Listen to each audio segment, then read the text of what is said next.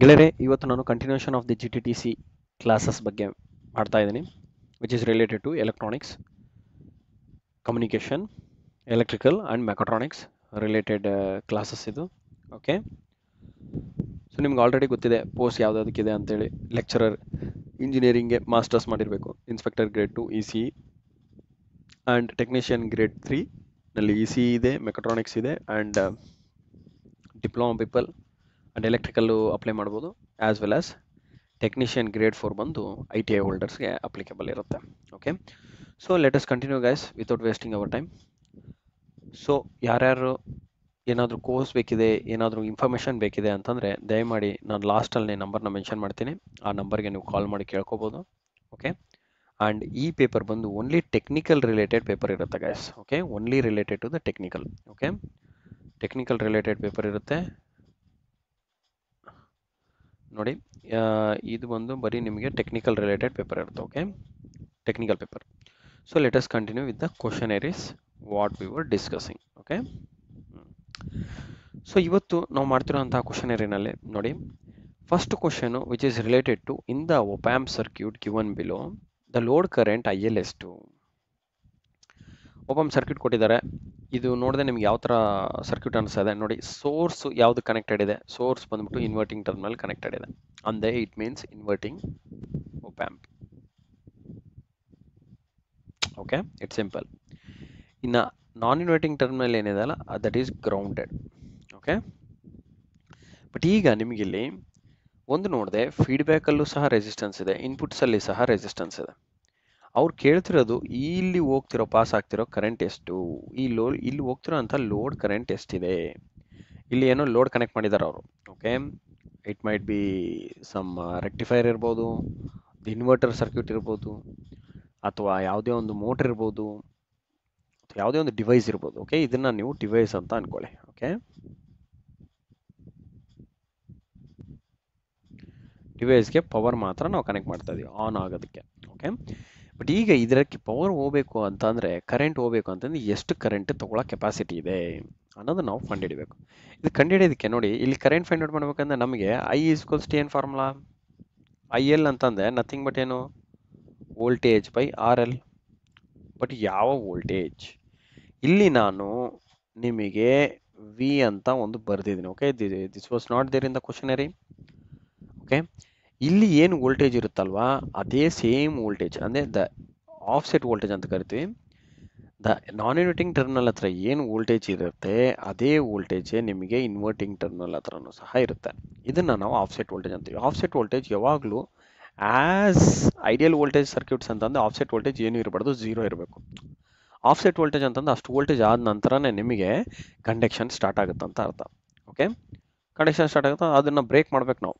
ಅದಕ್ಕೂ extra voltage add ಮಾಡಿಬಿಟ್ಟೆ ನಾವು ಇಲ್ಲಿ ಸೋರ್ಸಲ್ಲಿ ಫೀಡ್ ಮಾಡಬೇಕಾಗುತ್ತೆ.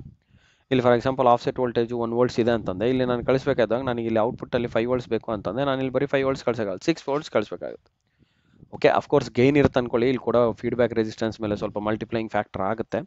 ಬಟ್ ಅದೆಲ್ಲ ಇದ್ರೂ ಸಹ ಹೇಳ್ತಾ ಇದ್ದೀನಿ, ಈ ಆಫ್ಸೆಟ್ ವೋಲ್ಟೇಜು ಸಹ ಇನ್ಕ್ಲೂಡ್ ಆಗುತ್ತೆ. ಆಫ್ಸೆಟ್ ವೋಲ್ಟೇಜ್ ಯಾವಾಗಲೂ ಆ್ಯಸ್ ಮಿನಿಮಮ್ ಆ್ಯಸ್ ಪಾಸಿಬಲ್ ಇರಬೇಕು. ಸೊ ಈಗ ಈ ಕೇಸಲ್ಲಿ ನಾವು ಬಂದರೆ, ಈ ಪರ್ಟಿಕ್ಯುಲರ್ ಪಾಯಿಂಟ್ನ ನಾನು ಇವಾಗ ಎ ಅಂತ ಡಿಫೈನ್ ಮಾಡ್ತೇನೆ. ಓಕೆ, ಎ ಅಂತ ಡಿಫೈನ್ ಮಾಡಿಕೊಂಡ್ರೆ ನೋಡಿ, ಈಗ ಇದು ಬಂದ್ಬಿಟ್ಟು out going current. Okay, ground towards ಹೋಗುತ್ತೆ, ಇಲ್ಲಿ ಸಹ ಗ್ರೌಂಡ್ ಟುವರ್ಡ್ಸ್ ಹೋಗುತ್ತೆ, ಇಲ್ಲಿ ಮಾತ್ರ this is incoming current. Okay, just assume that this is a incoming current and other two are out going currents. Okay, ಈ ಪರ್ಟಿಕ್ಯುಲರ್ ಪಾಯಿಂಟ್ ಹತ್ರ ಈಗ ನಾನು KCL ಅಪ್ಲೈ ಮಾಡಿದೆ. KCL ಅಟ್ ನೋಡ್ ಎ ಅಂತ ಹಾಕಿದ್ರೆ ಏನು ಬರುತ್ತೆ ನೋಡಿ, ಫಸ್ಟ್ ಈ ಲೈನ್ V/R2, ಯಾಕಂದ್ರೆ out going current V/R2 plus ಇಲ್ಲಿ V/RL ಇಸ್ ಈಕ್ವಲ್ಸ್ ಟು, ಯಾಕಂದ್ರೆ ಇವಾಗ ಇನ್ಕಮಿಂಗ್ ಕರೆಂಟ್ ಎಲ್ಲಿಂದ ಬರ್ತಾ ಇದೆ, V0 ಇಂದ ಬರ್ತಾ ಇದೆ. So V0 minus of V divided by R2. Okay, V0 minus of V divided by R2. ಇದು ನಮಗೆ ಒಂದು ಫಸ್ಟ್ ಈಕ್ವೇಶನ್ ಆಗುತ್ತೆ. ಈಗ V/R2 ಇಲ್ಲಿ ತಗೊಂಡ್ರೆ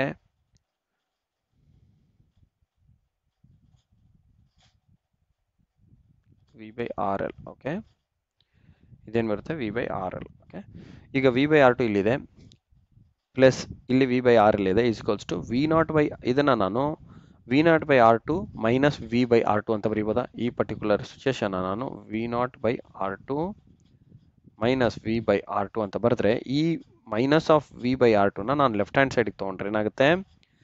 plus V by R two ಆಗುತ್ತೆ. ಸೊ ಈ ವಿ ಬೈ ಆರ್ ಟು ಮತ್ತು ಈ ವಿ ಬೈ ಆರ್ ಟು ಎರಡು ಸೇರಿಸಿದ್ರೆ ನನಗೆ 2 times of V by R two ಅಂತ ಬರುತ್ತೆ. Plus of V by R L is equals to ಏನು ಉಳಿಯುತ್ತೆ? ಇದೊಂದೇ ಉಳಿಯುತ್ತೆ, V not by R two. Okay, ಇದನ್ನು ನೀವು ಈಕ್ವೇಷನ್ 1 ಅಂತ ಬರ್ಕೊಳ್ಳಿ. ಈಗ ಸಿಮಿಲರ್ ಆಗಿ ಇದು ನೋಡ್ 2 ಅಂತ ತಗೊಳ್ಳಿ, ಅಪ್ಲೈ ಮಾಡಿ. ಈಗ ಕೆ ಸಿ ಎಲ್ ಅಟ್ ನೋಡ್ 2. ನೋಡ್ 2 ಅಂದರೆ ಇದಂತ ಇಟ್ಕೊಳ್ಕೊಳ್ಳಿ. ಇದು ಒಂದು ಔಟ್ ಗೋಯಿಂಗು, ಇದು ಒಂದು ಇನ್ಕಮಿಂಗ್. ಅಲ್ಲ ಸಾರಿ, ಇದು ಇನ್ಕಮಿಂಗು, ಇಲ್ಲಿ ಸೋರ್ಸ್ ಕೊಡ್ತಾ ಇದೀವಲ್ಲ, ಸೊ ಇದು ಇನ್ಕಮಿಂಗು, ಇದು ಔಟ್ ಗೋಯಿಂಗ್. ಓಕೆ, ಇದು ಇನ್ಕಮಿಂಗ್ ಕರೆಂಟ್, ಇದು out going current. Incoming current ಯಾವುದು? V S minus of V divided by R two is equals to out going current ಯಾವುದು? V minus of V not divided by R two. ಈಗ R two get cancel ಆಗುತ್ತೆ. V S minus of V is equals to V minus of V not. ಇವಾಗ ಈ ವಿನ ಈ ಕಡೆಗೆ ತೊಗೊಂಡ್ರೆ ಏನಾಗುತ್ತೆ? V S minus of 2v is equals to minus of V naught. ಈ ವಿ ನಾಟ್ನ ಹಾಗೆ ಇಟ್ಕೊಳ್ಳಿ.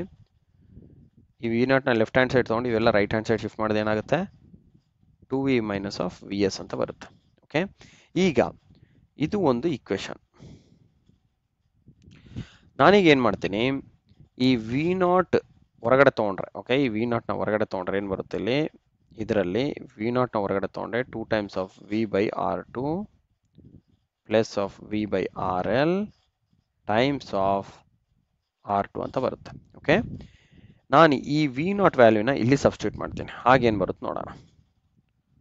2 times of V by R two plus of V by R L, okay, into ಏನು? Into R two is equals to 2 times of V minus V S.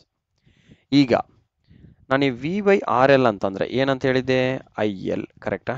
I L, because I L load current means V by R L. So ಇದನ್ನು ನಾನು I L ಅಂತ ಬರ್ಕೊತೀನಿ. Okay, ಇಲ್ಲಿ ಹೀಗೆ ಬರ್ಕೊಳ್ಳಿ.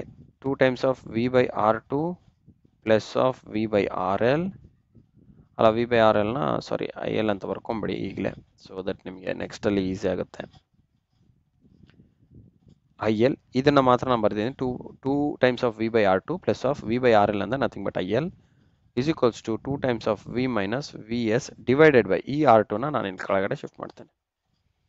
Okay, ಕೆಳಗಡೆ shift ಮಾಡಿದ್ದೀನಿ. Okay, ಈಗ ನಾನು ಬರೀ ಐ ಎಲ್ ಮಾತ್ರ ಅಲ್ಲೇ ಇಟ್ಕೊಂಡು ಇದನ್ನು ಆ ಕಡೆಗೆ ಶಿಫ್ಟ್ ಮಾಡಿದ್ರೆ ಏನು ಬರುತ್ತೆ? ಓಕೆ, ಇದನ್ನು ಅಪ್ವರ್ಡ್ಸಲ್ಲಿ ಬರೆಯೋಣ. ಐ ಎಲ್ ಹಾಗೆ ಇಟ್ಕೊಳ್ಳಿ. 2 times of V minus of V S by R two minus of 2 times of V by R two ಅಂತ ಬರುತ್ತೆ. ಈಗ ನೀವು ಆರ್ ಟುನ ಎಲ್ ಸಿ ಎಮ್ ತೊಗೊಂಡ್ರೆ ಮೇಲೆ ಬರುತ್ತೆ ಏನು ಬರುತ್ತೆ? 2v minus V S minus of 2v ಅಂತ ಬರುತ್ತೆ. ಇವಾಗ 2v get cancel, what it will remain? V S by R two. ಅಂದರೆ ಏನು? The load current value is total supply voltage with respect to one of the resistance value, ಅಂದರೆ minus of V S by R two. ಇಲ್ಲಿದೆ ನೋಡಿ, V S by R two.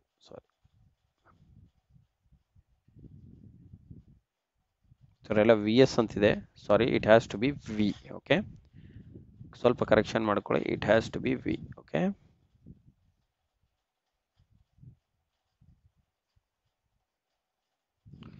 Okay, so the right answer is minus of V by, oh sorry guys, ಕರೆಕ್ಟೇ ಬರೆದಿದ್ದೆ ನಾನೇ. Question was right. Okay, question correct ಆಯಿತು. ಇಲ್ಲಿ actually ನಾವು ಬರ್ಕೊಂಡಿರೋ ತಪ್ಪು ನೋಡಿ. ಇಲ್ಲಿ 2v ಗೆಟ್ ಕ್ಯಾನ್ಸಲ್ ಆಯ್ತು, ಇಲ್ಲಿ ಇರೋದು V S. So V S by R two ಆಗುತ್ತೆ. So minus of V S by R two is your answer, nothing but ಇದು R two. Okay, this will be your right answer. Okay guys, so hope this point is very clear. So ಈ ಥರ ಒಪ್ಯಾಂಪ್ circuits ಕೊಟ್ಟಾಗ ನೀವೇನು ಮಾಡಬೇಕು? Almost go with the ನೋಡ್ ಅನಾಲಿಸಿಸ್ಗೆ ಹೋಗಿ. So ನೋಡ್ analysis use ಮಾಡಿದ್ರೆ ನಿಮಗೆ ಈಸಿ ಆಗುತ್ತೆ. ಓಕೆ, ನೋಡ್ ಅನಾಲಿಸಿಸ್ ಯೂಸ್ ಮಾಡಿ ಪ್ರಾಬ್ಲಮ್ನ ಸಾಲ್ವ್ ಮಾಡೋಕ್ಕೆ ಈಸಿ ಆಗುತ್ತೆ. ಅಥವಾ ಏನು ಮಾಡಿ, ನಿಮಗೆ ಆಲ್ರೆಡಿ ಗೊತ್ತಿತ್ತು ಅಂತಂದರೆ ಆಲ್ ಪ್ಯಾರಾಮೀಟರ್ ಸೇಮ್ ಇದೆ ಅಂತಂದಾಗ ನೆಗೆಟಿವ್ ವೋಲ್ಟೇಜೇ ರಿಫ್ಲೆಕ್ಷನ್ ಆಗಬೇಕು. ಸೊ ಜಸ್ಟ್ ಡಿವೈಡೆಡ್ ಬೈ ಆ ಪರ್ಟಿಕ್ಯುಲರ್ ರೆಸಿಸ್ಟೆನ್ಸ್ ಅಂತ ಬರೆದ್ರು ಸಹ ಓಕೆ. ಇದೇ ಥರ ಸರ್ಕ್ಯೂಟ್ ಇರಬೇಕು, ನೆನ್ಪಿಟ್ಕೊಳ್ಳಿ. Okay, the circuit has to be same fashion, ಇದೇ ಫ್ಯಾಷನಲ್ಲೇ ಇರಬೇಕು. No need to do this much of circus. ಇಷ್ಟೆಲ್ಲ ನೀವು ಕ್ಯಾಲ್ಕುಲೇಷನ್ ಮಾಡೋದು ಬೇಕಾಗಿಲ್ಲ. When all the resistances 4 resistances are same, then the output voltage ಆಗಿರ್ಬೋದು, ಇನ್ಪುಟ್ ವೋಲ್ಟೇಜ್ ಆಗಿರ್ಬೋದು, ಏನು ಕೊಟ್ಟಿರ್ತಾರೆ ಆ source voltage negative of the source voltage by one of the resistance will be your load current which is going towards the downward. Okay, ಇದೇ ಥರ circuit ಕೊಟ್ಟರೆ ಡೈರೆಕ್ಟಾಗಿ ಹಾಕಿ, no need to do any jumbo circus of this questionary. Okay, so ಈಗ ಗೊತ್ತಾಗಿದೆ ಅಲ್ಲ, short trick ಗೊತ್ತಾಗಿದೆ and as well as how to solve ಅನ್ನೋದು ಗೊತ್ತಾಗಿದೆ. ಸೊ ಶಾರ್ಟ್ ಟ್ರಿಕ್ ಅಪ್ಲೈ ಮಾಡ್ಕೊಳ್ಳಿ, ಆನ್ಸರ್ ಇತ್ತ ಟಿಕ್ ಮಾಡಿ, ಇಲ್ಲ ಅಂತಂದರೆ ನೋಡ್ ಅನಾಲಿಸಿಸ್ ಅಪ್ಲೈ ಮಾಡಿಕೊಂಡು solve it and put it in the right answer. ನಾವು coming towards the next question ನೋಡಿ. An op amp has an offset voltage. ನೋಡಿ ಇಲ್ಲೇ ಆಫ್ಸೆಟ್ ಕೊಟ್ಟಿದ್ದಾನೆ. ಆಫ್ಸೆಟ್ ವೋಲ್ಟೇಜ್ ಆಫ್ ಎಷ್ಟಿದೆ? 1 ಮಿಲಿ ವೋಲ್ಟ್ಸ್ ಇದೆ offset voltage. and is ideal in all other aspects. Okay, offset voltage ಮಾತ್ರ ಎಷ್ಟಿದೆ? 1 milli volts ಇದೆ. ಇನ್ನೆಲ್ಲ ಅದರ್ ಆಸ್ಪೆಕ್ಟ್ಸ್ ಅಲ್ಲಿ ಒಪ್ ಆ್ಯಂಪ್ ಅನ್ನೋದು ಐಡಿಯಲ್ ಕೇಸ್. ಅಂದರೆ ಇನ್ಪುಟ್ ಇಂಪಿಡೆನ್ಸ್ ಇರ್ಬೋದು, ಔಟ್ಪುಟ್ ಇಂಪಿಡೆನ್ಸ್ ಇರ್ಬೋದು, ಓಕೆ, ರೆಸ್ಟ್ ಬೇರೆ ಇನ್ನೇ ಏನೇ ಆದರೂ ಇರ್ಬೋದು. ಓಕೆ, ಅವೆಲ್ಲನೂ ಐಡಿಯಲ್ ಕೇಸ್ಗೆ ಅಪ್ಲೈ ಆಗುತ್ತೆ ಅಂತ ಹೇಳ್ತಿದ್ದಾರೆ. Okay, and if this op amp is used in the circuit shown in figure, ಆಗ ಒಪ್ ಆ್ಯಂಪಿನ ಔಟ್ಪುಟ್ ವೋಲ್ಟೇಜ್ ಏನಾಗುತ್ತೆ? The output voltage will be how much? See, an op amp has an offset voltage of 1 millivolts. ಇದನ್ನು ಬರ್ಕೊಳ್ಳಿ, 1 millivolts minimum offset voltage ಇದೆ. And all other ಕೇಸಸ್ಗೆ ideal ಥರ work ಆಗುತ್ತೆ ಈ particular op amp. ಈ particular circuit ಏನಿದೆಲ್ಲ, ಅವ್ರು ಏನು ಕೊಟ್ಟಿದ್ದಾರೆ ಈ ಸರ್ಕ್ಯೂಟು ಅವನೇನಂತಿದ್ದಾನೆ, only offset voltage 1 volts 1 millivolts ಇದೆ. ಇನ್ನು ಎಲ್ಲ ಅದರ್ ಕೇಸಸಲ್ಲಿ ಒಪ್ ಆ್ಯಂಪು ಐಡಿಯಲ್ ಕೇಸಲ್ಲಿ ಇದೆ. ಐಡಿಯಲ್ ಕೇಸ್ ಅಂದೇನು? ಇನ್ಪುಟ್ ಇಂಪಿಡೆನ್ಸ್ ಇರ್ಬೋದು, ಔಟ್ಪುಟ್ ಇಂಪಿಡೆನ್ಸ್ ಇರ್ಬೋದು. ಓಕೆ, ಇನ್ಪುಟ್ ಇಂಪಿಡೆನ್ಸ್ ಇನ್ಫಿನೈಟ್ ಇರುತ್ತೆ, ಔಟ್ಪುಟ್ ಇಂಪಿಡೆನ್ಸ್ 0 ಇರುತ್ತೆ. ಸೊ ಇವೆಲ್ಲ ಒಪ್ ಆ್ಯಂಪ್ ಐಡಿಯಲ್ ಕೇಸಸ್ಸಲ್ಲಿ ಬರೋಂತಹ some of the very important points. Okay, ಈಗ ನಾವು ಸಾಲ್ವ್ ಮಾಡಬೇಕು ಅಂತಂದ್ರೆ ಔಟ್ಪುಟ್ ವೋಲ್ಟೇಜ್ ಬರಬೇಕಂದ್ರೆ ನಮಗೇನು, ಇದು ಒಪ್ ಆ್ಯಂಪ್ ಯಾವ ಥರ ಕಾಣ್ತಾ ಇದೆ ನೋಡಿ. ಸೋರ್ಸ್ ಯಾವುದು ಕೊಟ್ಟಿದ್ದಾನೆ? ಇನ್ವರ್ಟಿಂಗ್ ಟರ್ಮಿನಲ್ ಕೊಟ್ಟಿದ್ದಾನೆ. ಸೊ ಇದು here is a source, inverting terminal connected there. So this means your output voltage can be of gain times of input voltage, and in particular case gain is nothing but 1 plus RF by Rin times of Vin, where 1 plus RF ಅಂತಂದ್ರೆ 1 plus RF ಬಂದ್ಬಿಟ್ಟು ಏನು, feedback resistance ಎಷ್ಟಿದೆ? 1 mega Ohm's ಇದೆ. 1 into 10 to the power of 6 divided by input resistance ಎಷ್ಟಿದೆ? 1 kilo ohms. 1 into 10 to the power of 3 times of input voltage ಎಷ್ಟು? Offset voltage will be your input voltage. So 1 into 10 to the minus 3. So ಈಗ ನೀವು ತಗೊಂಡ್ರೆ 10 to the power 3 and 10 to the power 3 cancel, only 10 to the power 3 remains. 1 plus 1 times of 10 to the power 3 into 1 millivolts.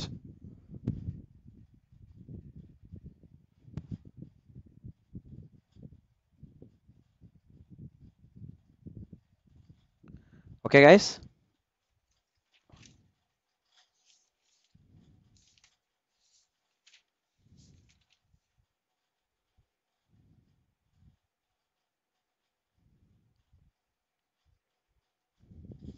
So ಇದನ್ನು ನೀವು simple ಆಗಿ ಬರ್ಕೊಂಡ್ರೆ ಇದು ಎಷ್ಟಾಗುತ್ತೆ? 1 plus 1000 is 1001 times of 1 into 10 to the power minus 3. ಅಂದರೆ ಏನು? ಈ 1000 ಅಲ್ಲಿ multiply ಮಾಡಿದ್ರೆ ಡಿವೈಡೆಡ್ ಬೈ ಇದು 10 to the power minus 3 ಅಂದ್ರೆ ಏನು? 1001 divided by 1000 ಅಂತ ಅರ್ಥ. ಅವಾಗ ಏನಾಗುತ್ತೆ? ಮತ್ತೆ 1 ವೋಲ್ಟ್ಸ್ ಬರುತ್ತೆ.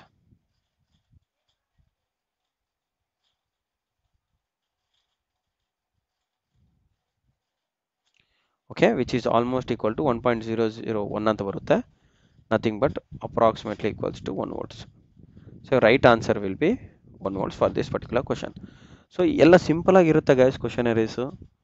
ನೀವು ಕಾನ್ಸೆಪ್ಟ್ನ ಚೆನ್ನಾಗಿ ಅರ್ಥ ಮಾಡ್ಕೊಂಡಿದ್ರೆ ಈಸಿಯಾಗಿ ಅಪ್ಲೈ ಮಾಡ್ತೀರಾ ಫಂಡಮೆಂಟಲ್ಸ್ನ. Okay, be clear about the concept first.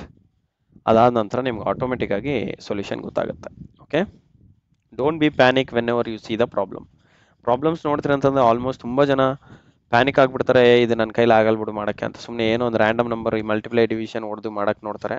Don't go with that particular procedure, go with the concept. ಅವಾಗ ಈಸಿಯಾಗಿ ನಿಮ್ಗೆ ಸೊಲ್ಯೂಷನ್ ಬಂದೇ ಬರುತ್ತೆ. Okay, next question. The mod numbers of the Johnson control will be always equal to S2. Will be always equal to dash the number of flip-flops. ಅಂದೆ flip-flops for example n ಇದೆ ಅಂತ ಇಟ್ಕೊಳ್ಳೋಣ. n number of flip-flops ಇದೆ. ಆಗ counter, ಈ Johnson counter ಅನ್ನೋದು ಎಷ್ಟು ಮಾಡ್ ನಂಬರ್ ತನಕ ಬರುತ್ತೆ ಅಂದರೆ ಎಷ್ಟು ತನಕ ಕೌಂಟ್ ಮಾಡೋಕ್ಕಾಗುತ್ತೆ? ಸಿಂಪಲ್, 2 times of n ಅಷ್ಟೇ.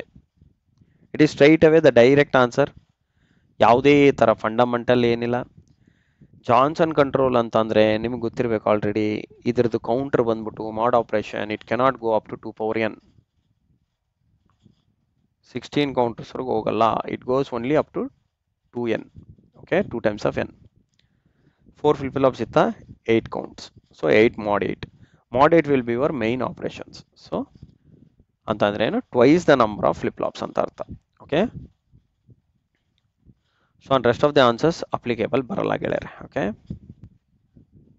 2 power n ಅನ್ನೋದು where n is the number of flip-flops ಅಂದ್ರೆ ಇದು total number of counts. Okay, a total number of operations you can call. ಈಗ ಇನ್ ಎ ರಿಪ್ಪಲ್ ಕೌಂಟರ್ ಅನ್ನೋದು ಗೊತ್ತಿರುತ್ತೆ ನಿಮಗೆ.